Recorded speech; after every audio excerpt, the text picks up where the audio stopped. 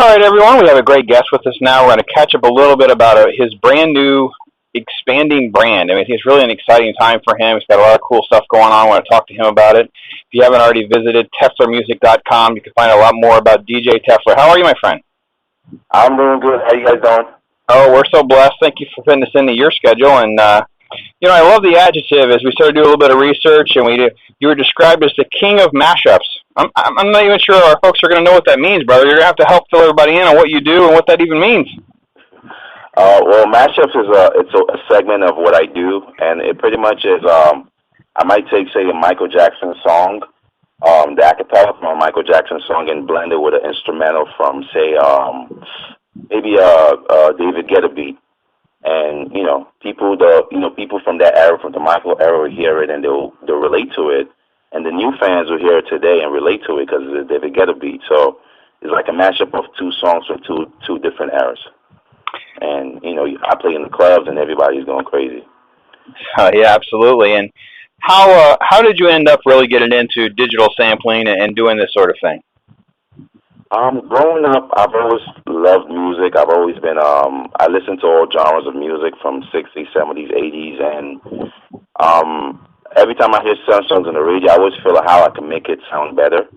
And then I started DJing, and when I DJ for different ethnic groups of people, I'll have to play certain old school songs and new school songs. So I just figured if I start to blend both segments, it would make it work better in the sense that I can have both people satisfied, in one take. And now you're working a lot in the D.C. area there, doing a lot of nightclub work and that kind of thing, as well as expanding your music brand and that kind of thing. Give everybody a little idea on what's going on in DJ Teffler's life. What are they going to find on his website? Well, I'm currently, I have a lot of residencies in D.C. I do travel a lot. I was out in Brazil. I did some dates during the World Cup in June, July period.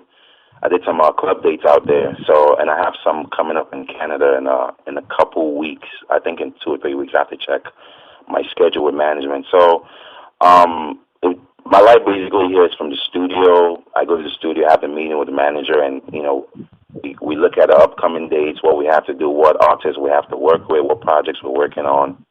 Nighttime, I'm in the clubs. I DJ at the club, come back straight to the studio. It just goes on and on again. And most of the gigs are in DC.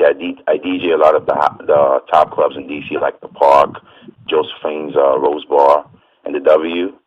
And then sometimes I'm out in LA and Miami. I was in Miami 2 weeks ago. So that's pretty much the day-to-day lifestyle: studio, club, meetings with the management, and spend time with family. But pretty much that's how it goes around here. When people come up to you in a club, they come up to you at a nightclub, let's say like Miami trip or the Canada trip or something like that. What are people coming up to you and talking to you about? They were asking me, "Oh, do you have this new song?" or "I heard your latest mix. I'm in love with it." Or "Do you have this song? Can you play my song, my favorite song?" A lot of ladies will come up to the DJ booth. "Oh, can you play the song for me? I really love the song." Or "Can I take a selfie with you?" You just fun stuff. A lot of people that are already familiar with me, they come and compliment, like, "Okay, I really love what you're doing. I like that last mix you put out." Or "Can you play this or that song for me?" That's what happens in the nightclub. We're talking to DJ Teffler, and you can check out a lot more about him at TefflerMusic.com, and give everybody a little idea of where you're headed as far as the music goes, where it is that you're trying to develop the brand into. Currently, well, as I stated before, most of the gigs I do are in the Washington D.C. area. So I'm trying to expand more. Though I do have recurring dates out of town, I'm trying to expand more into the L.A. and Vegas market. But at the end of the day, I'm trying to build a brand to be a household name. I want the DJ Teffler to become a household name all around the world, the U.S., all over the world, for both, as a nightclub DJ as well as a producer and a remixer. Because I do music production, and we just wrapped up some projects with some soundtrack projects with media houses in LA. So that would be the ultimate goal, to make DJ Teffler a household name in the minds of people. Are there certain remixes that you sort of kind of get like a little bit of a feel for, but you don't really kind of have it all sort of worked out, or you just sort of experiment on the fly? How do you kind of piece together your music style? Could you repeat that question again, please? Do you have certain remixes kind of already in mind sometimes when you go to different clubs, or do you kind of piecemeal that together depending on some of the requests that you get and some of those kinds of things? Yeah, sometimes it's based on the request, but sometimes I understand the culture of the people I'm about to play for. So, and once you understand the culture, it's really easy to ease in what will work for them. And so sometimes it goes off the fly. I might hear a beat. I'm like, okay, this sounds similar to this song that came out 5 or 6 years ago. And I just find the acapella. I asked the recording engineer for the acapella, and I just piece it together, and I try it right there live in the club. And then I look at the reaction like, okay, they like it. And then I go back to the studio and I master it. So a lot of times it's on the fly because I understand the culture, but sometimes when a lot of people come request, okay, I want to hear Calvin Harris, okay. And I know they like this other artist. I now get a sample of one artist and mix it with Calvin Harris, and I play it at the club, and 9 out of 10 times it works. What are some of the artists that you wish more people would just listen to? It's just like the diamonds in the rough, so to speak, that a lot of people don't know about. There's a lot of new artists I really like this guy that just came out. His name is Francisco Yates.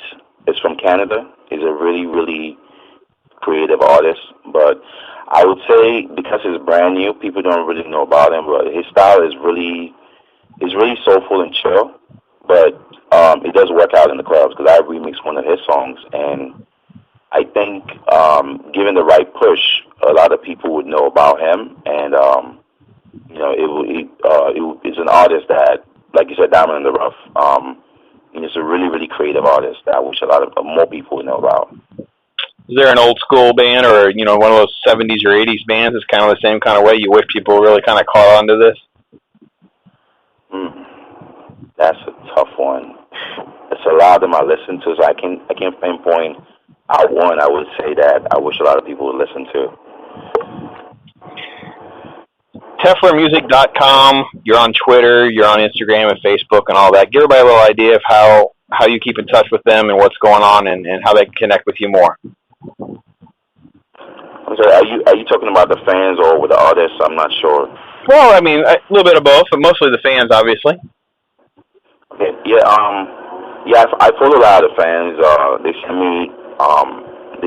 send out tweets, or hey, I like your stuff, or I was on SoundCloud, I like it. So I follow a lot of them, send them messages, or hey, check out my new stuff. Hope you had a great day. I pretty much keep in touch. I also do send out emails when I have new stuff, like hey, I got a new track coming out, or I might post a video on my Instagram of a new track I'm working on. I say, hey, what do you guys think about this?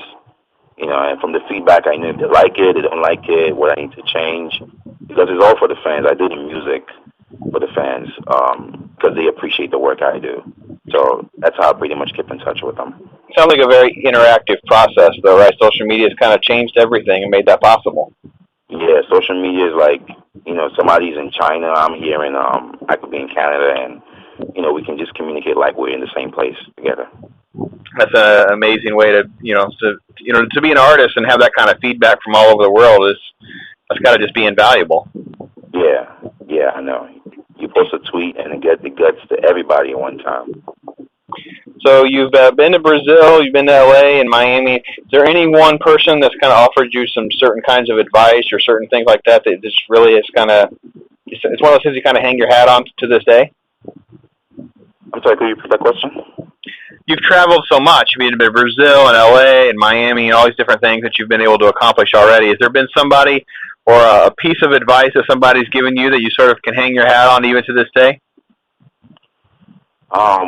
One thing that somebody told me is that humility will carry you a very long and far way in this industry. Humility and patience, because it's a really cutthroat industry, and need to have the patience for it to deal with a lot of stuff that come with it. You need to be really humble, and that's how you have longevity in the industry.